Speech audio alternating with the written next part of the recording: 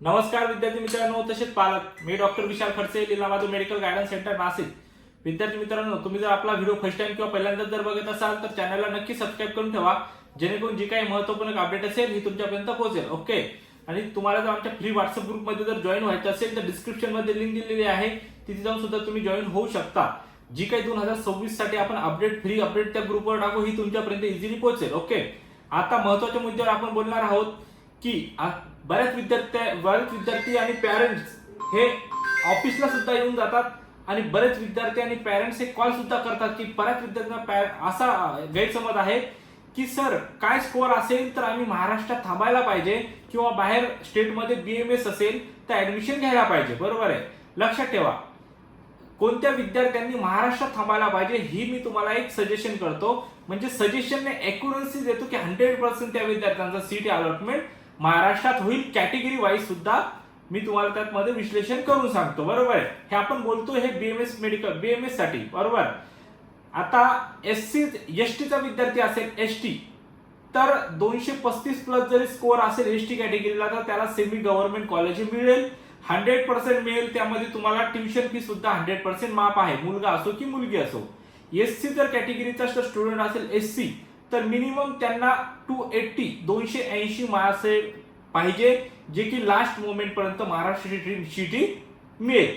आता ओबीसी कॅटेगरीचा जर स्टुडंट असेल तर ओबीसी यावर्षी कमीत कमी 300 मार्क्स त्याला महाराष्ट्रात पाहिजे, जे की लास्ट मोमेंट पर्यंत त्यांना सीट मिळेल। बरोबर आहे, जर ओपनचा स्टुडंट असेल तर कमीत कमी 310 ते 315 पर्यंत त्याला स्कोअर हा पाहिजे, तर महाराष्ट्रात त्याला लास्ट मोमेंट पर्यंत सीट मिळण्याचे चान्सेस आहेत। आता NTC NTD वगैरे जर असेल तर ओबीसीला 4-5 मार्क्सचा मायनस प्लस आपण करू शकतो। NTC NTB हे बघा, NTB आणि SC चा कट ऑफ एक सेम इक्वलला जातो, 1-2 मार्काचा फरक पडतो। बरोबर आहे, NTB पेक्षा 1-2-3 मार्कांनी NTC चा थोडासा कट ऑफ हाय जातो आणि NTD आहे तर NTD चा कट ऑफ हा ओपनच्या बरोबरीला जातो। लक्षात ठेवा, सेम इक्वल ओपनच्या बरोबरीला आहे NTD चा कट ऑफ हा जात असतो। तर ज्या विद्यार्थ्यांना बॉर्डर जसं मी सांगितलंय तुम्हाला की अशाशे मार्क्स असतील तर अशाशे विद्यार्थी बाहेर तो महाराष्ट्रात तुम्ही ऍडमिशन घेऊ शकता।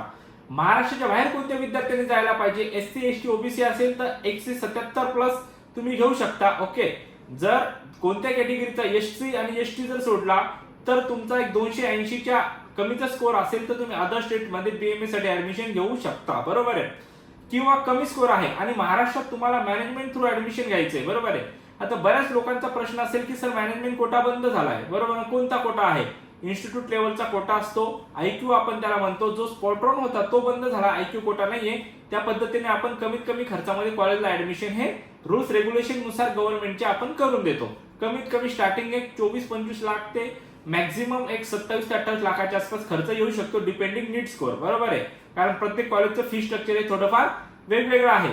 तर हे विद्यार्थी जे आहेत 280च्या वरचे, बरोबर आहे, जे तुम्हाला सांगितलं मी कॅटेगरी वाईज तसं विश्लेषण सांगितलंय। बरोबर, ज्या कॅटेगरीला कोणत्या कॅटेगरीनी थांबायला पाहिजे तर अशा विद्यार्थ्यांना महाराष्ट्रात 100% मिळेल। SC ST OBC असेल, NTC NTD NTB असेल, कास्ट व्हॅलिडिटी कास्ट सर्टिफिकेट जर असेल तर त्यांना कॅटेगरी बेनिफिट सुद्धा मिळते। महाराष्ट्रात ऍडमिशन घेण्यामागील फायदे म्हणजे जो तुम्हाला कॅटेगरी बेनिफिट आहे, स्कॉलरशिप आहे, प्रत्येक कॅटेगरीची वेगवेगळी आहे ती तुम्हाला मिळते।